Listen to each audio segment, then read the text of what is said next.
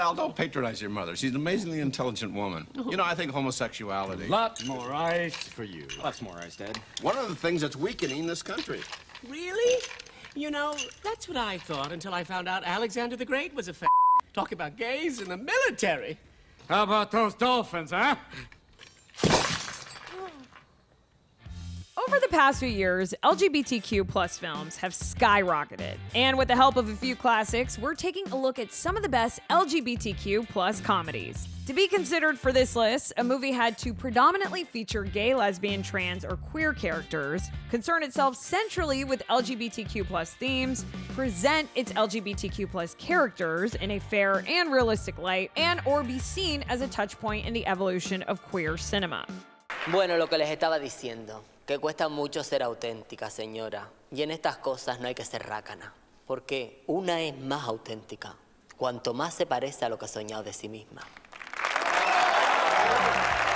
And we recognize that some of the films on this list will reignite healthy debates that have been fixtures of discussion around LGBTQ plus films. Straight actors playing gay characters, cis actors playing trans characters, and the historical dominance of white male perspectives. I thought maybe we could sign up for Grindr together. You don't know what Grindr is, do you? It's Facebook for gay people. Not what it is. For now, join us as we celebrate the work of filmmakers whose talents and risks have opened up the possibilities of cinema, as we count down the best LGBTQ plus comedies.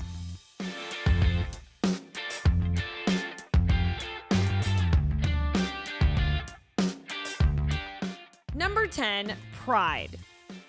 Realizing that they share common foes in Margaret Thatcher, the police, and the conservative press, London-based gays and lesbians lend their support to striking coal miners in 1984 Wales. Starring Bill Nye, Imelda Staunton, Dominic West, and directed by Matthew Warchus. Critics say, earnest without being didactic and uplifting without stooping to sentimentality, Pride is a joyous crowd pleaser that genuinely works. So we are going to pick a mining town completely at random and just ring it. Is that the plan, is it, Mark? Yeah, the town hall, the council. Well, it's as easy as that. Why not? Bypass the union altogether. I think it's inspired. So do I. See, even Bromley agrees. Right, here we go. Aha, so, what do we want? Somewhere north, industrial? Humberside, is that a place? Oh, Jesus Christ, give it to me. If it's miners you're looking for, Wales. Of course. It's a big f***ing coal field. That's the Brecon Beacons. That's a coal field. There, and that is. All right, what we're supposed to do, stick a bloody pin in it? Do you know people getting? No, I haven't been back there in 16 years. Why not? Well, let's just say there isn't always a welcome in the hillsides. Shall I get you the phone book? Well, what's the worst that can happen? Oh, hello. I represent a bunch of screaming homosexuals. May I inquire about your communal bars? What's that got to do with strike? No, nothing, I'd just like to inquire. Number 9, The Kids Are All Right. Jules and Nick have been together for almost 20 years and have 2 teenage offspring named Joni and Laser, who were conceived via artificial insemination. Unbeknown to their mothers, Joni and Laser seek out their biological father, a restaurateur named Paul. Complications arise when the teens bond with Paul and invite him into their lives. Starring Julianne Moore, Annette Bening, Mark Ruffalo, and directed by Lisa Chaladenko. Critics say, worthwhile as both a well-acted ensemble piece and as a smart, warm statement on family values, The Kids Are All Right is remarkable. No, I was asking because I remember when I was reading your file back when we were looking for, sperm. Not a potato salad. Sure. Anyway, you said that you were studying international relations. Oh yeah, wow, that was a long time ago. Yeah, I was considering it, but then I dropped out of school. Oh. You dropped out of college? Yeah, it just wasn't my thing. No, huh? Why's that? I don't know, it just seemed like a massive waste of money after a while, you know? I was just sitting on my ass listening to people spout ideas I could just as easily have learned in a book. Oh. Okay. Well, I'm not saying that, I think that higher learning uniformly blows. Oh. You know, I think college is great for some people. Joni, I'm sure you're gonna love it, but just, I'm a doer. That's all I learned. That's just me. I'm weird that way, I guess. Number 8, Love, Simon. Everyone deserves a great love story, but for 17-year-old Simon Spear, it's a little more complicated. He hasn't told his family or friends that he's gay, and he doesn't know the identity of the anonymous classmate that he's fallen for online. Resolving both issues proves hilarious, terrifying, and life-changing. Starring Nick Robinson, Josh Duhamel, Jennifer Garner, and directed by Greg Berlanti. Critics say, Love, Simon hits its coming-of-age beats more deftly than many entries in this well-traveled genre, and represents an overdue, if not entirely successful, milestone of inclusion.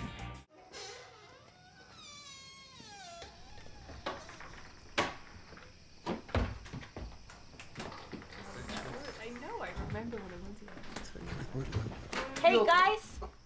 Hey. Hey. Come talk to us. How was the party? It was really fun. Was it? Yeah. Aces.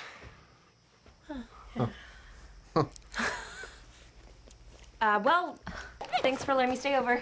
Yeah. Been staying over 10 years. It's, you don't have to thank us. Oh, yeah, thanks.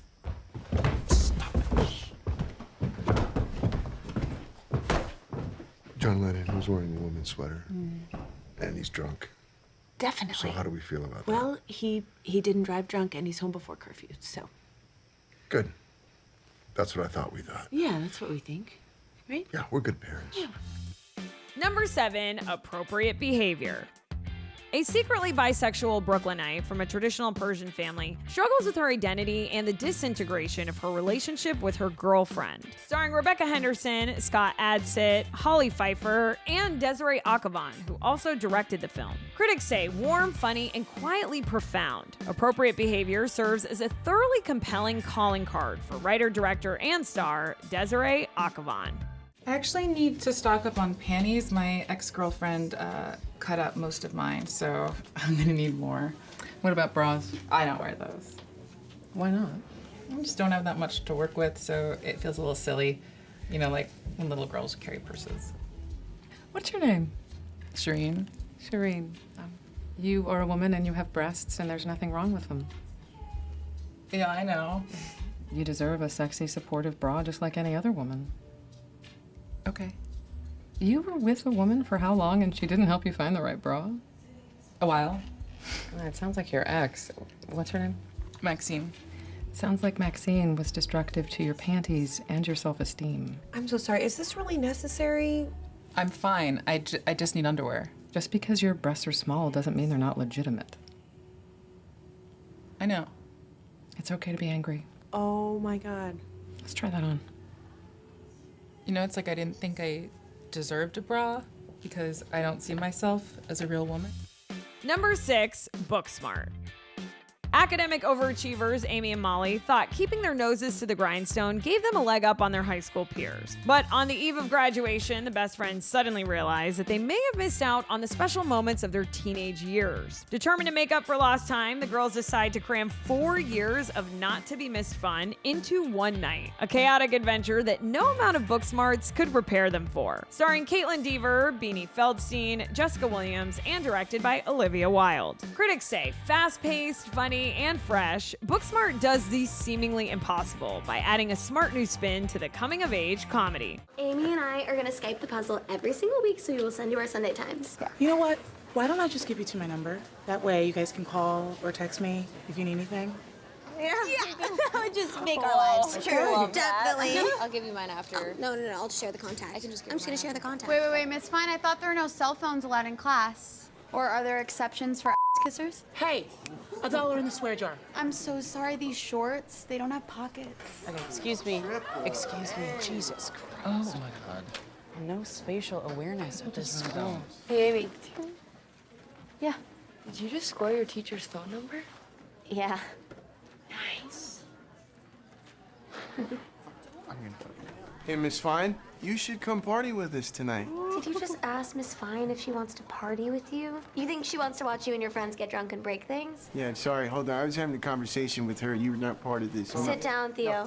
Number 5, Tangerine.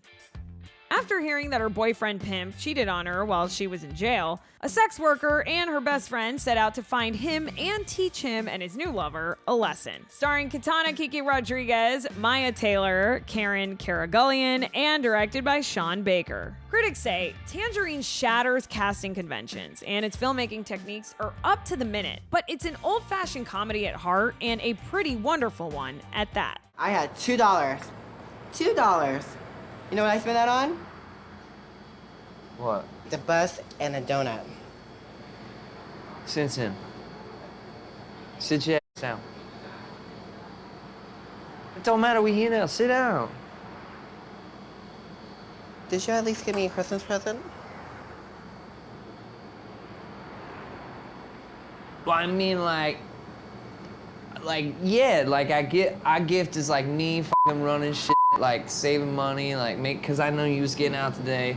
I was gonna surprise you. I was gonna take you to Roscoe's tomorrow for maybe like a nice Christmas dinner and shit. Like I thought that'd be special. What? Number 4, Shiva Baby. While at a Jewish funeral service with her parents, a college student has an awkward encounter with her sugar daddy and her ex-girlfriend. Starring Rachel Sennett, Molly Gordon, Polly Draper, and directed by Emma Seligman. Critics say a ruefully funny calling card for debuting director Emma Seligman, Shiva Baby transcends its sitcom setup with strong performances and satisfying insights. Mom, who died? Abby. Uncle Morty's second wife's sister. You remember her? No, I don't think so. She used to play bridge with Bubby. Really? Here. Oh, Mom, I can't eat that. Why not? I'm vegetarian. You're killing me. I've told you it so many times. You have not eaten a single thing all day. That's because we just got here. You look like Gwyneth Paltrow on food stamps. Oh, my God. And not in a good way. You know what Aunt Oz says? She says she thinks you're anorexic. Danielle. Are you listening to me? Hey. Oh my God. That's Paul and Cheryl Shapiro's nephew. He's so cute. You know what? He has a cousin that works in publishing. Maybe he can help you. Mom, Oh, no. stop. I have to go to the bathroom. No, let's go. Mom, We're gonna do this. I don't want to. Come with I'll me. go later. Now. I didn't eat yet. Come on. Number 3, The Half of It. A shy, introverted student helps a school jock woo a girl whom secretly they both want. Starring Leah Lewis, Daniel Deemer, Alexis Lemire, and directed by Alice Wu. Critics say, for viewers in search of an uncommonly smart, tender, and funny coming-of-age story, The Half of It has everything. Hold on. Whoa! What is wrong with you? I'm sorry.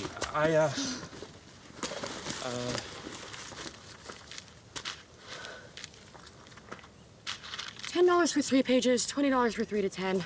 Not in the over 10-page biz. No, I'm not trying to cheat. Nobody is. Which class is it for? No, it's not, What's this? a letter. Who writes letters these days? I thought it seemed romantic.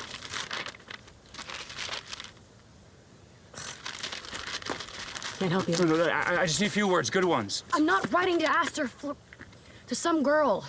It'd be wrong. A letter is personal. It's supposed to be authentic. That'd be awesome. No, I can't be you being authentic. Get a thesaurus. You spell check. Good luck, Romeo. Number 2, My Beautiful Laundrette.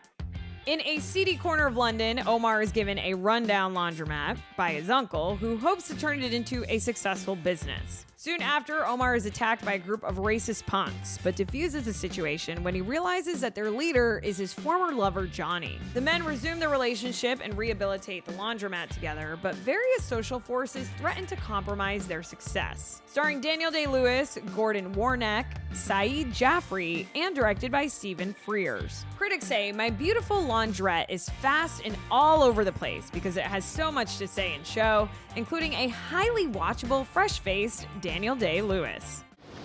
You know, I thought I'd come to the wrong place.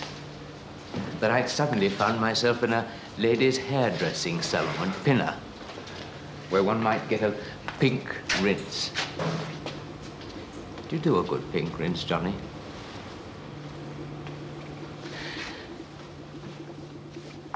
Or are you still a fascist?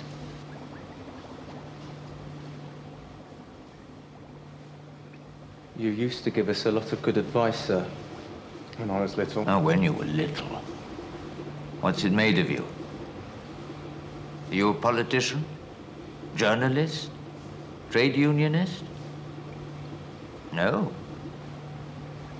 You're an underpants cleaner. Oh, dear. And before we reveal number one, here are some honorable mentions. Hedwig and the Angry Inch.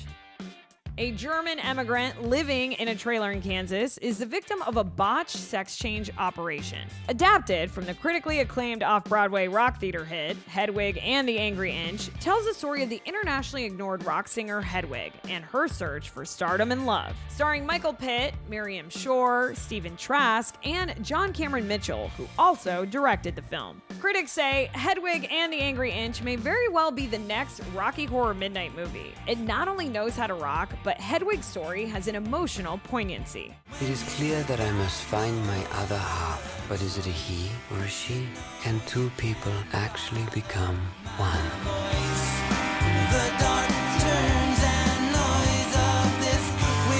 I never knew that woman before that night, and I never knew she wasn't a woman. I've got a sweet tooth. Songs exploded out of us. We were outgrossing monster trucks in Wichita. When it comes to huge openings, a lot of people think of me. Okay, everybody. I put on some makeup. Suddenly I'm this punk rock star, and I ain't ever, I'm never turning back.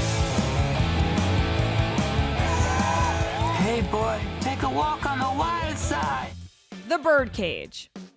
In this remake of the classic French farce, La Cage aux Folles, engaged couple Val Goldman and Barbara Keeley shakily introduce their future in-laws. Val's father, Armand, is a gay Miami drag club owner. He pretends to be straight and attempts to hide his relationship with Albert, his life partner and the club's flamboyant star attraction. And Barbara's father is a controversial Republican senator. Starring Robin Williams, Nathan Lane, Gene Hackman, and directed by Mike Nichols. Critics say Mike Nichols wrangles agreeably amusing performances from Robin Williams and Nathan Lane in this fun, if not quite essential, remake of the French comedy La Cage aux Folles. Robert!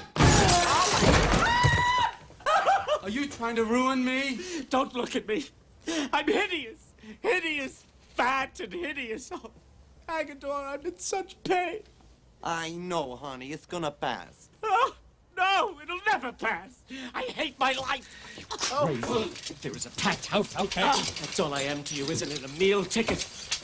Can't stand. Never mind about my feelings. Never mind about my suffering. It's just about your show. Not even our show, your show. Well, I want a palimony agreement, and I want one now. Well, I don't have a palimony agreement on me right now. Is tomorrow all right? Don't use that tone to me. What tone? That sarcastic, contemptuous tone that means you know everything because you're a man, and I know nothing because I'm a woman. You're not a woman. Oh, you bastard. And before we get to number one, here is another honorable mention. The Rocky Horror Picture Show. In this cult classic, sweethearts Brad and Janet, stuck with a flat tire during a storm, discover the eerie mansion of Dr. Frankenfurter, a trans scientist. As their innocence is lost, Brad and Janet meet a house full of wild characters, including a rocking biker and a creepy butler. Through elaborate dances and rock songs, Frankenfurter unveils his latest creation, a muscular man named Rocky. Starring Tim Curry, Susan Sarandon, Barry Bostwick, and directed by Jim Sharman. Critics say Rocky Horror Picture Show brings its quirky characters in tight, but it's the narrative thrust that really drives audiences insane and keeps them doing the time warp again. A sinister servant named Riffraff. Doing the time warp! And Brad and Janet. My name's Brad Majors. Just a couple of clean-cut kids. This is my fiancée, Janet Weiss. Touch me. I wanna be dirty. Eddie.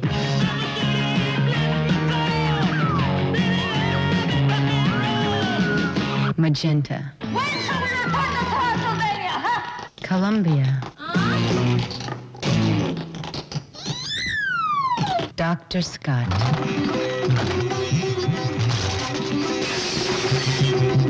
Great Scott! So give yourself over to absolute pleasure.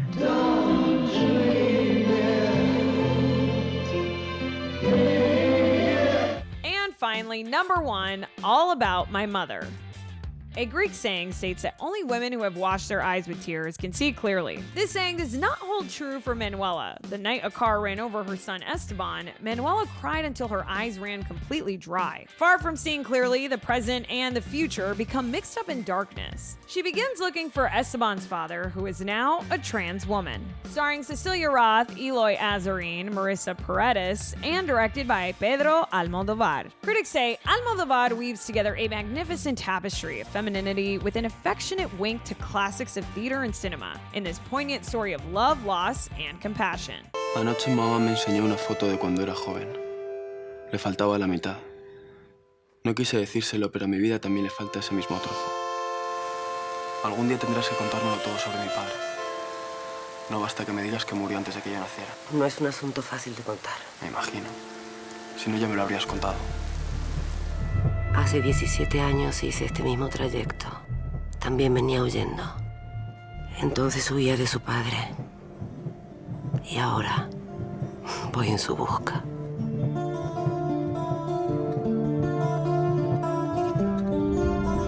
Well, friends, that about does it for us. Be sure to stay tuned to the Rotten Tomatoes channel for more of the entertainment content you love. Until next time, I am your host, Naz Perez, and we'll see you back here for more Top 10s on the Rotten Tomatoes Countdown.